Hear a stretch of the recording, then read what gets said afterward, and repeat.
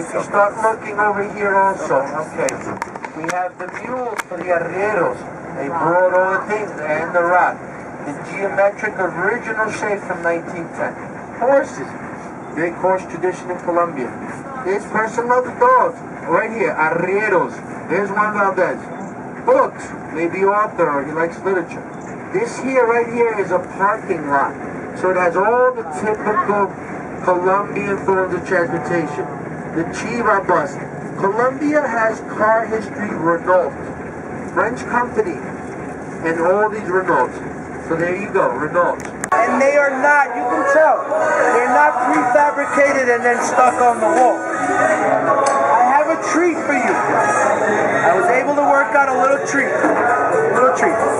We are going to learn how they are done, and we're also going to be able to see at least most of the town. We're not going to walk around because it would take us a long time, but we're going to get to see most of the town, okay? So now, what I'd like to do, there are 11 of us, right? I need you to pair up with somebody. If you're husband and wife, you pair up with your husband and wife. Now, Nacio's nickname or his artist name is Nacho, like the cheese. Nacho cheese. Now, I love this part of doing this. And we visited Nacho about 3 or 4 times because he's not always working. But what I love about it is that he's bilingual and I can rest. So I can rest and he can do his introduction.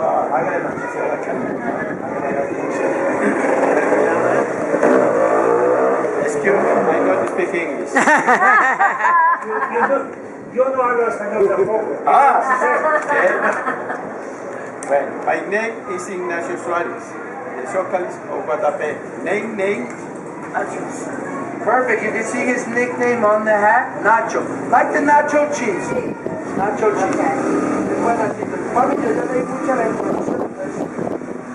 Entonces, empiezo explicándole el proceso del Zócalo.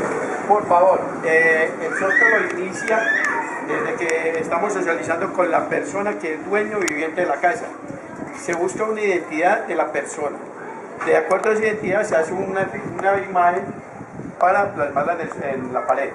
Perfect. So he said, we've been doing these Zocalos most in Pared en cuadros.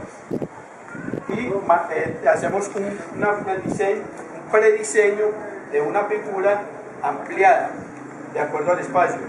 La marcamos en la pared en su silueta y picamos la parte interna de la figura. Perfect. So now this is a very unique Zocalo because it's a long one. Usually the Zocalos, if you are to have they are usually split into squares. They don't put it to the wall according to the right size, depending on the size of the wall that he has. Bueno, ya teniendo la pared picada, le ponemos un clavo picabulla en la parte interna de la figura y luego vaciamos en concreto alrededor de la figura. Perfect. So, he will sketch this on the wall, correct? He has it drawn. Now, the inner part of the figure, he begins to chip at the wall with small hand tools, all right? So, he will chip all inside here. He will then take nails and twine. So here, we're using this flyer again as a demonstration. So he may put one nail here, one here, one here, one here. Let's just say 4 nails. And he'll tie twine from each nail to each other. Then he will put the cement, and that helps the cement to adhere to the wall.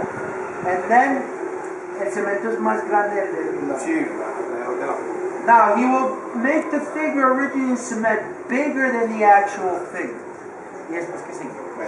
Ya lo aplicado en una capa de cemento, la dejamos secar alrededor de media hora, 45 minutos. Marco nuevamente la figura en su silueta y quito el exceso de cemento. Perfect. So he will let it dry for about 30 to 45 minutes. He will then again sketch the figure inside the cement. The cement has dried for 30 to 45 minutes, so it hasn't hardened completely. Once then, he will begin with small hand tools. Usually he uses saw blades or kind of little knives, chisel knives, and he will begin to remove the excess cement from around.